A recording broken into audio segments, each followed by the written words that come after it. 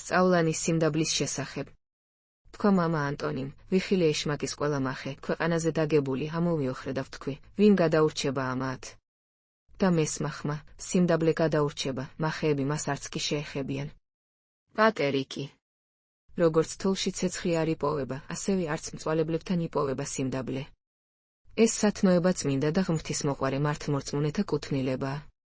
წმინდა იოანეს სინელი. თქვა ნეტარმა კომასემ, განუშორებელია დიდებამ დაბალთაგან. და თუმცა ისინი სიმდაბლის გამო მას გაურბიან, მაგრამ როგორც სული წმინდა ამბობს იგავებში, თან დაყვება დიდებამ დაბალთ. პატერიკი. თქვა მამა მატოიმ, რაც უფრო მიუახლოვდება კაცი ღმერთს, მით უფრო ცოდვილად იხილავს თავს. როდესაც ესაია წინასწარმეტ ყველმა უფალი იხილა, უბადრუკი და არაწმინდა უწოდა თავს, ესაია 6:5. პატერიკი. თქვა ბერმა, ნებისმიერ განსაცდელში სხვას ნუ გაკიცხავ, ხოლო თავი დაიდანაშაულე, თქვი, ეს ჩემი ცოდვების გამო მოხდა. პატერიკი. როდესაც მამა სისოი აღსასრულს მიუახლოვდა, იქვე მსხდომა მამებმა იხილეს სახე მისი ვით არც ამ მზის ნათელი. უთხრა მათ ბერმა, აი მამა ანტონი მოვიდა. ცოტა ხნის შემდეგ თქვა, აი წმინდა წინასწარმეტ ყველთა კრებული მოვიდა. შემდეგ უმეტესად გაუბწყინდა სახე და თითქოს ვიღაცებს საუბარი დაუწყო. ჰკითხეს მამებმა, ვის ესაუბრები მამაო? მიუგო, აი ანგელოზები მოვიდნენ ჩემს წასაყვანად და ვევედრები, ცოტა დრო მომცენ მცირეოდენი სინანულისთვის, აი აღარ გჭირდება სინანული, უთხრეს მამებმა. ბერმა მიუგო, დაიჯერეთ ჩემი გონება მეუბნება, რომ ჯერ არც კი დამიწყია მსახურება ღმრთისა. მიხვდნენ ყველანი, რომ სრული კაცი იყო. შემდეგ სახე მზის თვალივით გაუბრწყინდა და ყველას შიში დაეცა. და თქვა მამას სისოიმ, იხილეთ, იხილეთ. აი უფალი მოვიდა და ამბობს, მომართვით მე ეგ უდაბნოს რჩეული ჭურჭელი. ისვე ამოუტევა ბერმა სული და ნათელი გამობწყინდა, ვით არც აელვა, ხოლო ის ადგილი სურნელებით აღივსო. პატერიკი. ცხოვრობდა ერთად ორი ბერი. მივიდა ეშმაკი მათ წასაჩხუბებლად. როდესაც ერთმა მათგანმა სანთელი აანთო, ეშმაკმა წააქცია. განურისხდა ერთი ბერი მეორეს და წაიჩხუბა. ის კი ფეხებში ჩაუვარდა და უთხრა, სულ გრძელება გამოიჩინე, ძმაო და მე კვლავ ავანთებ. იხილა ღმერთმა ამ ბერის სიმდაბლე, მოვიდა ძალი ღმრთისა, ტანჯა ეშმაკი და ისიც განშორდა ბერებს. აუწყა ეშმაკმა ეს ამბავი თავის მთავარს და გაიგონა კერპთა ქურუმმა. წამოვიდა, მონაზონი გახდა და უპირველესად სიმდაბლე მოიპოვა. ამბობდა, სიმდაბლე დაარღვევს მტრის ძალას. ეშმაკთა საუბარი ჰქონდა მოსმენილი, როცა მონაზნებს წავაჩხუბებთ და ერთი მათგანი მშვიდობის ჩამოსაგდებად მოიქცევა, მაშინ ყველა ჩვენი ტყუილი და ძალა დაირღვევაო. პატერიკი. იყო ერთი ვინმე მამათაგანი და ჰყავდა ძმა ერისკაცი. მოკვდა ეს ძმა და დარჩა 3 წლის ვაჟი. მივიდა ბერი და წამოიყვანა ისკრმა უდაბნოში. ჭამდა ბავშვი ბერთან ერთად ფინიქსა და მხალს უდაბნოში გასვლის შემდეგ არ უხილავს კაცის სახე ბიძამისის გარდა, არც დედაკაცი უხილავს, არც სოფელი და არც პურის გემო გაუსინჯავს, არც ის იცოდა როგორ ცხოვრობენ კაცნი ამ სოფლად. ბიძამისთან ერთად ფსალმუნებდა, ლოცულობდა და მარხულობდა. იცოცხლა 18 წელი, გარდაიცვალა და დამარხა ბერმა. ამის შემდეგ ბერმა ილოცა ღმრთის წინაშე იმის გასაგებად, თუ სად დაემკვიდრა ისკრმა და თუ შეუერთდა წმინდანთა რიცხვს. გამოუცხადა ღმერთმა ძილში და იხილა ისკრმა მყრალსა და სატანჯვალ ადგილას, დიდ მწუხარებაში. როდესაც ბერმა გაიღვიძა, დადგა და ედავებოდა ღმერთს, ამბობდა, უფალო, უსამართლობაა ეს, განაყრმა უბიწო არ იყო? არ გემსახურებოდა ყოველდღიურად? არ მარხულობდა ყოველდღე? ვიდრე ბერი ღმერთს ამას ეუბნებოდა, იხილა მასთან მდგომი უფლის ანგელოზი, რომელმაც უთხრა, კეთილო ბერო, ნამდვილად ეგრეა, გისწავლებია ყრმისათვის მარხვა სიწმინდე, წესი, რატომ სიმდაბლე არ ასწავლე? ამის გამო მოხვდა იგი მყრალსა და სატანჯვალ ადგილას, თავი დიდი და წმინდა კაცი ეგონა. მაგრამ იცოდე, ღმერთთან არ არის უსამართლობა, რამე თუ წერია, საძულელ არს წინაშე ღმრთისა ყოველი კაცი გულითა მაღალი, ლუკა 16:15, იგავით 6:6. ხოლო ბერი სულ მუდამ ტიროდა ყრმის წარწმედის გამო. პატერიკი. რაც უფრო გამჭრიახია ჩვენი მზერა, მით უკეთ ხვდებით რა შორს ვართ ცისგან. ამის მსგავსად რაც მეტად წარვემატებით სათნოებაში, მით უკეთ შევიცნობთ, რა შორსა ვართ ღმერთისგან. დიდი სიბრძნეა, როდესაც თავის შეფასება შეგვიძლია. ყველაზე უკეთ მან უწყის საკუთარი თავი, ვინც თავს არაფრად მიიჩნევს. ამიტომ იყო დავითმა და აბრაამმა სათნოების უმაღლეს მწვერვალს რომ მიაღწიეს, მაშინ განსაკუთრებით გამოიჩინეს სიმდაბლის სათნოება. აბრაამი თავს მიწასა და ნაცარს უწოდებდა. დაბადება 17:27, ხოლო დავითი, მათლს, ფსალმუნი 21:7. მათ მსგავსად ყველა წმინდანი თავს არაფრად მიიჩნევს. ამის საწინააღმდეგოდ ვინც სიამაყითაა წარტაცებული, ის ყველაზე ნაკლებად იცნობს საკუთარ თავს. წმიდა იოანე ოქროპირი.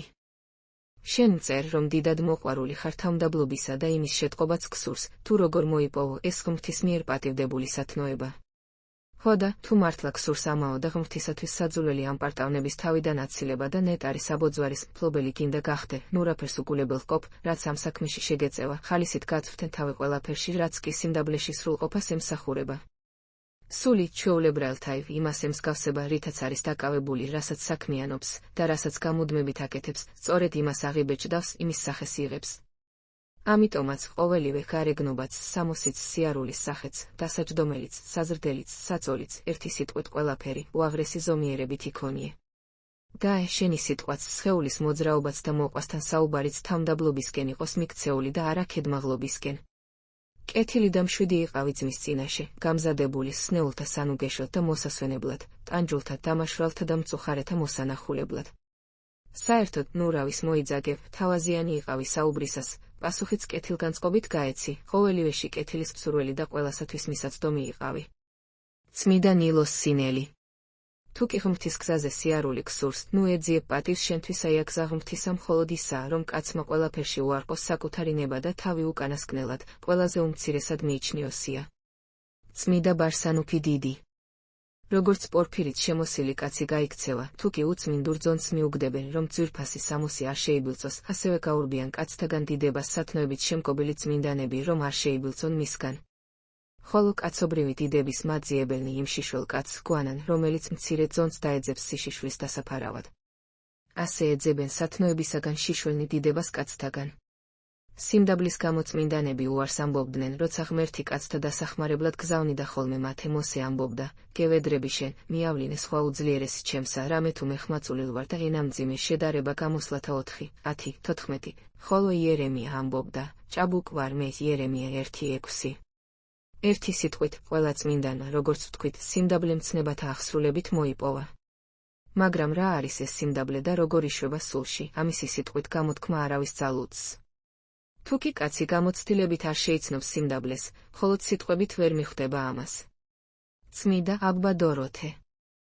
ყოველგვარი შეშფოთების მთავარი მიზეზი, თუ კი საფუძვლიანად გამოვიკვლევთ, ის არის, რომ ჩვენ საკუთარ თავს არ ვიდანაშაულებთ. ხედავთ, რომ ამ გზიდან გადამხველმა ვერავინ ჰპოვა სიმშვიდე, ჩვენ კი, რომელთაც არასოდეს გვიჩნდება თავის დადანაშაულების სურვილი, დამშვიდების იმედი გვაქვს და გვგონია, რომ წრფელ გზას ვადგავართ. ჭეშმარიტად უთვალავი სიკეთეც რომ აღასრულოს კაცმა, თუ კი ამ გზით არ ივლის, ვერასოდეს გათავისუფლდება გულნაკრულობისა და შფოთისაგან, რითაც მთელ თავის შრომას წარწმეთს. ამის საპირისპიროდ როგორი სიხარული, როგორი სიმშვიდე აქვს მას, ვინც თავს იდანაშაულებს. როგორც მამა პიმენი ამბობდა, სადაც არ უნდა წავიდეს თავის მაბრალობელი, როგორი ზიანიც არ უნდა მიადგეს, ანუ პატიოება, ან სხვა რაიმე გაჭირვება, ის წინასწარ მიიჩნევს თავს ყოველგვარი მწუხარების ღირსად და არასოდეს შეშფოთდება.